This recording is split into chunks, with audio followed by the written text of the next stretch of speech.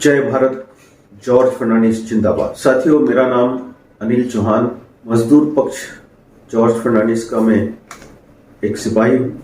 मैं पिछले 25 साल से जॉर्ज साहब के साथ उनके ग्रुप में, उनके संगठन में काम करता आ रहा हूँ। मैं उनके हिंद मजदूर किसान पंचायत का राष्ट्रीय सचिव भी रहा हूँ। पिछले 1993 से मैं अनगिनत आंदोलनों में हिस्सेदार रहा हूँ। सैकड़ों आंदोलन का मैं नेतृत्व किया हूँ, जिसमें फुटपाथ दुकानदार, ऑटो यूनियन, स्टार बस यूनियन, सफाई कर्मचारी, नागपुर महानगर पालिका के तमाम गरीब मजदूर और असंगठित कामगार जो हैं, इन लोगों के लिए कार्य करते हुए बहुत सारे मोर्चे निकाले। नए नए प्रकार के तरीकों से मोर्चा निकाला गया। उसमें हाथ ठेला मोर्चा, सफाई कर्मचारियों के लिए झाड़ू मोर्चा, हॉकर्सों के लिए, फुटपाथ दुकानदारों के लिए, जैन पटेल जो जज थे उनके विरोध में हाई कोर्ट पर मोर्चा, पुलिस कमिश्नर पर मोर्चा, विधानसभा पर मोर्चा, धरना, और महानगर पालिका के एवजदार सब्स्टिट्यूट वर्कर जो थे उनके हाजिरी घोटाले को लेकर जो अधिकारी थे, स्वास्थ्य अधिकारी, स्वास्थ्य निरीक्षक, ये 6-7 दिन, 8 दिन की हाजिरी लगाते थे और 15-15 दिन की वेतन निकाल के और उनके हाथ में 1-2 दिन का वेतन काट के देते थे। 15 दिन की हाजिरी निकालना, 7 दिन काम कराना, 6 दिन का हाथ में पेमेंट देना, और इस माध्यम से लाखों रुपए का घोटाला होता था, जिसमें म्युनिसिपल कॉर्पोरेशन के सभी अधिकारी, उच्चाधिकारी, महापौर, पार्षद सभी मिले हुए थे। मैंने टी चंद्रशेखर जब थे उस समय एफजी घोटाला निकाला और पूर्व के साथ में एक्सपोज किया, जिसमें 7 अधिकारी सस्पेंड हुए। हालांकि बलि का बकरा छोटे अधिकारी बने, लेकिन बड़े अधिकारी बच गए। और ये सिलसिला आज भी कॉर्पोरेशन में जारी है। आज भी जो परमानेंट सफाई कामगार हैं, आधे से ज्यादा काम पर नहीं आते हैं, कुछ एक टाइम काम पर आते हैं, और इन सब का काम आधे जो बचे हुए लोग और जो एवजदार हैं उनसे कराया जाता है। और जो नहीं आते हैं, 2 टाइम के नहीं आने वालों से 7-8 हजार रुपये, एक टाइम नहीं आने वाले से 4-5 हजार रुपये, इस तरह पैसा जमा किया जाता है और ये पैसा सब में पड़ता है। ये बहुत बड़ा रैकेट है। हमने प्रयास किया, हमारे मित्रों के द्वारा नगर पालिका के हाउस में हमने मुद्दा उठाया और हमने सब्स्टिट्यूट वर्करों का पेमेंट बैंक थ्रू करने का प्रयास किया, जो हो गया। और इनका जो दिन है वो 6-7 दिन ना होके 26 दिन इनको काम मिले, ऐसा हमने प्रयास किया। जो आज बहुत सारे लगभग 4,000 के ऊपर कर्मचारी थे, वो उनमें से कई अभी परमानेंट भी हो गए। दोस्तों, एक आंदोलन हुआ था, कचरा आंदोलन, जिसमें सब्स्टिट्यूट वर्करों को हटाने के लिए एक षड्यंत्र रचा गया और एक योजना लाई गई, स्वच्छता दूत योजना। इसका विरोध हमने किया, पुलिस की लाठी खाई, लाठीचार्ज हुआ हम पर। हमने जननी घोटाले का एक्सपोज किया, जिसमें डॉक्टर प्रधान, सविता मेश्राम, ये पूरी तरीके से इस घोटाले में शामिल थे। ये भी लाखों का घोटाला था। हम लगातार समाज को जागृत करने, समाज के अंदर से बुराई हटाने और गरीब, दलित, पिछड़े, मजबूर, मजदूर, किसान, ये लोगों की सेवा करने का कार्य करते आ रहे हैं। ये हमारा पेशा नहीं है, ये हमारी सेवा है, हमारा धर्म है, और निस्वार्थ भाव से हम ये कार्य करते हैं। मैंने एक RTI डाला नागपुर महानगर पालिका में। एक बिल्डिंग है बड़ी, जो नई बनी है वो बिल्डिंग शायद 100 करोड़ की भी नहीं होगी। उस बिल्डिंग में 5 साल के मेंटेनेंस की जानकारी हमने मांगी कि 5 साल में क्या क्या मेंटेनेंस किया गया, क्या क्या सामान बदले गए, खिड़की, दरवाजे, टाइल्स, रिपेयरिंग वगैरह अमुक। हमें ऐसी जानकारी लगी कि उस बिल्डिंग मेंटेनेंस के नाम पर 100 करोड़ रुपए से अधिक का भुगतान हो चुका है और ये जो 100 करोड़ रुपए हैं इसमें से अधिकतर पैसे भ्रष्टाचार के रूप में उच्च अधिकारी, पार्षद, लगभग सभी इन्वॉल्व है। जो बिल्डिंग 100 करोड़ की नहीं है उस बिल्डिंग में 100 करोड़ का मेंटेनेंस भी हास्यप्रद है और ये सीधा सीधा दर्शाता है कि इसमें घोटाला हुआ है। और इसके डॉक्यूमेंट्स जब हमने मांगे आरटीआई के थ्रू तो हमें पीडब्ल्यूडी विभाग ने टालमटोल किया। हम अपील में गए, अपील में भी उन्होंने कोई जवाब नहीं दिया। तो हमने राज्य माहिती आयोग में जाकर सेकेंड अपील दर्ज की, जहां से ऑर्डर आया कि इनको कागज दिया जाए, जो अभी तक नहीं मिले। हमने वित्त विभाग में जानकारी मांगी कि भाई इस मेंटेनेंस के संबंध में ये जो कंपनी है, बिंड नाम की कंपनी है, एक मालक और 3 कंपनी, ऐसा अक्सर नागपुर महानगर पालिका या अनेक सरकारी विभागों में होता है कि जिसको ठेका देना होता है वो एक ही मालक रहता है लेकिन अलग अलग कंपनी के नाम से 3 टेंडर डालता है, जिसमें एक टेंडर उसको पक्का मिलता है। इसमें अधिकारियों की साठगांठ मिली रहती है। हम जैसा बोलते हैं ऑनलाइन ट्रांसपेरेंट है, जबकि ऑनलाइन ट्रांसपेरेंट नहीं, ऑनलाइन में और ज्यादा भ्रष्टाचार होता है। वित्त विभाग में जब हमारा आरटीआई गया, वित्त विभाग के तरफ से एक पत्र आया।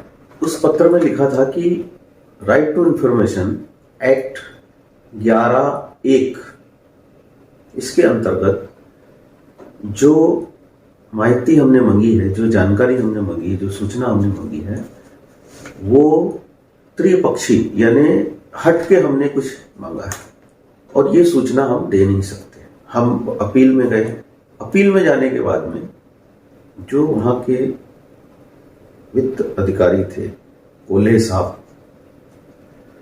उनके सामने जब हमें बैठाया गया अपील के लिए, तो अपीली अधिकारी एक प्रकार का जुडिशियल पावर रखता है, जुडिशियल अधिकारी होता है।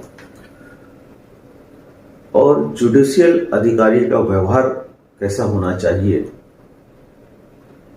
अगर ईमानदार है तो।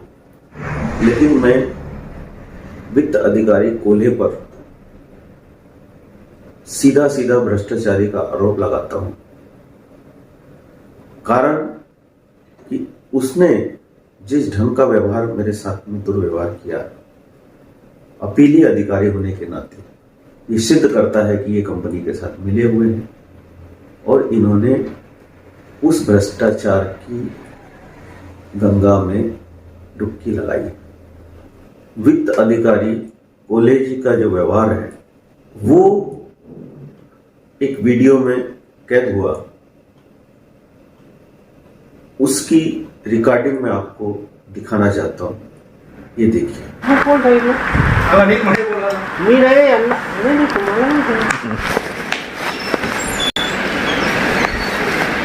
काय इश्यू काय होता तुमचा? कुछ नहीं, आईटीआई मांगा था। ऐसा बिल्ड का? हाँ। अच्छा, बिल्ड वाले तुम ही हो क्या? तो वो बोले कि उसने नकार दिया है। किसने? नहीं देने का बोले। किसने? बिल्ड ने। बिल्ड कौन होता नकारने वाला? अरे उसकी पेमेंट है ना भैया। नहीं ठीक है ना, उसकी पेमेंट है। तुम कैसे मान सकते हो उसके पेमेंट? नहीं, आप गवर्नमेंट का काम कर रहे हो कि उसका काम कर रहे हो आप? देखो, किसका भी कोई किसका काम नहीं करता, सब अपने अपने काम करते हैं। नहीं, आप जो हो, आपको किसने यहाँ बैठाया? आप गवर्नमेंट के प्रतिनिधि हो कि बिल्ड के हो, ये बताइए मुझे। मेरे को एक ही सवाल हो ना। एक मिनट में बोल रहा हूँ, आप मुझे बता दीजिए आप किसके प्रतिनिधि? 1 मिनट। हाँ। देखो, मैं अपील अथॉरिटी हो, बिल्कुल। आपने अपने लिमिट में बात करने मैं लिमिट में ही बात कर रहा हूँ। आपने कैसे बोला? आपने क्या बोला? हाँ उन्होंने नकारा।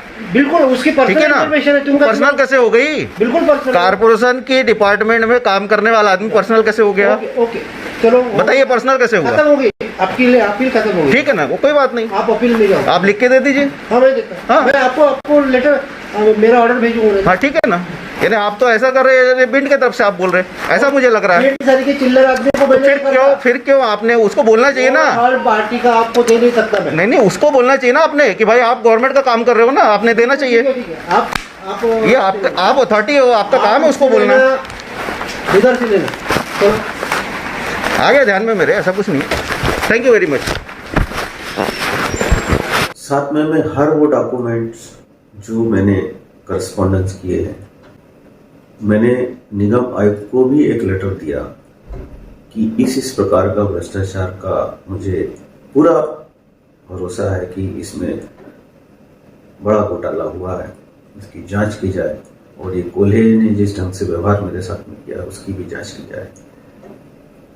लेकिन निगम आयुक्त ने किसी भी प्रकार की कार्रवाई नहीं की, जिससे यह सिद्ध होता है कि निगम आयुक्त किसी न किसी या तो प्रेशर में है या दबाव में है, या वो भी इस भ्रष्टाचार में इन्वॉल्व है या मिला हुआ है।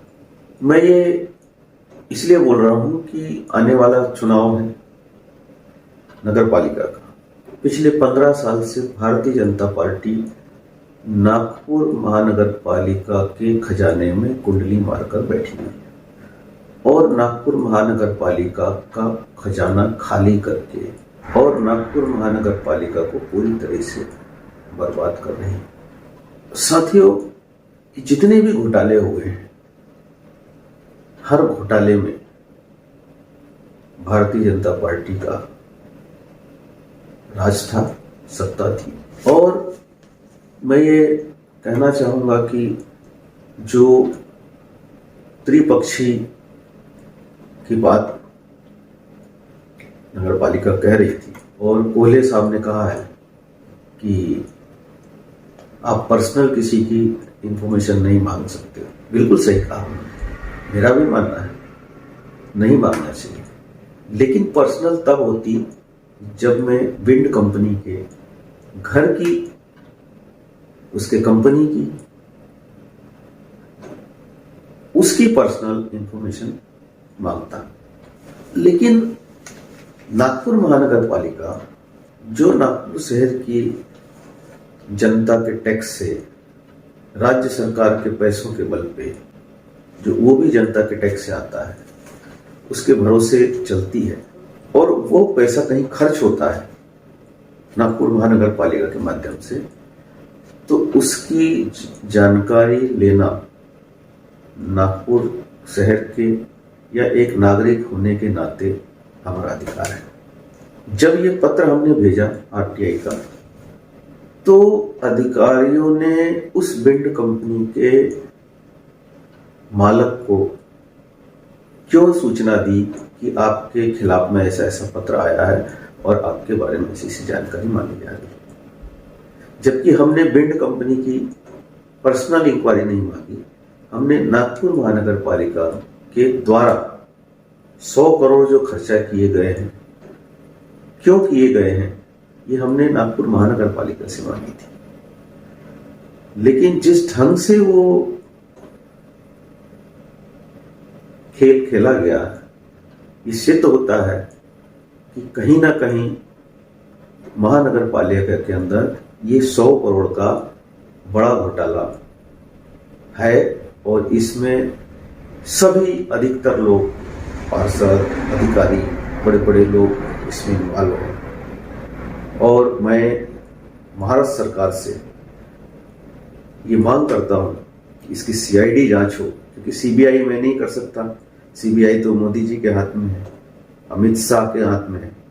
मुझे थोड़ा बहुत भरोसा उद्धव जी ठाकरे साहब जो हैं उनके ऊपर है, और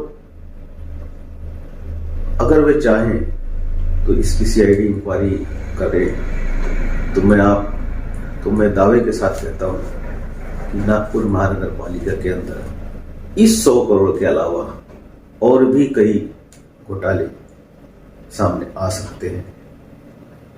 जैसे इलेक्ट्रिक के अंदर में, आपके स्वास्थ्य विभाग में, हेल्थ में, बहुत सारे सेक्टर हैं। आपके लाइटें हैं, जो नागपुर शहर में चौकों पे जो लाइटें लगी हैं, कैमरे लगे हैं, ये इतना ज़्यादा, जो आज जो भी कैमरे लगे हैं वो चालू ही नहीं, कोई बंद पड़े हैं, कोई चलते हैं तो थोड़ी देर में बंद हो जाते हैं। तो ये जो खर्चा जनता के पैसे का गलत ढंग से जो किया जा रहा है, सस्ती सस्ती चीजें लगाई जा रही हैं, इससे जो नुकसान नगर पालिका का हो रहा है, तो उन अधिकारियों के ऊपर कार्रवाई क्यों नहीं। मैं बहुत भरोसे के साथ में सरकार से मांग कर रहा हूँ कि इस विषय पर सरकार जल्द से जल्द जांच करके कार्रवाई करे और जो अधिकारियों ने जनता के पैसे का दुरुपयोग किया है उन्हें सख्त कार्रवाई की जाए। हम शीघ्र ही इस भ्रष्टाचार के खिलाफ सड़क पर उतरकर आंदोलन की तैयारी करने वाले हैं, क्योंकि अगर सरकार ने कोई कार्रवाई नहीं की तो हम शीघ्र ही इस भ्रष्टाचार के खिलाफ में नागपुर महानगर पालिका के साथ साथ महाराष्ट्र सरकार के भी खिलाफ आंदोलन करेंगे। बस इतना ही मैं बोल के अपना बयान यहीं रोकता हूँ। नमस्कार।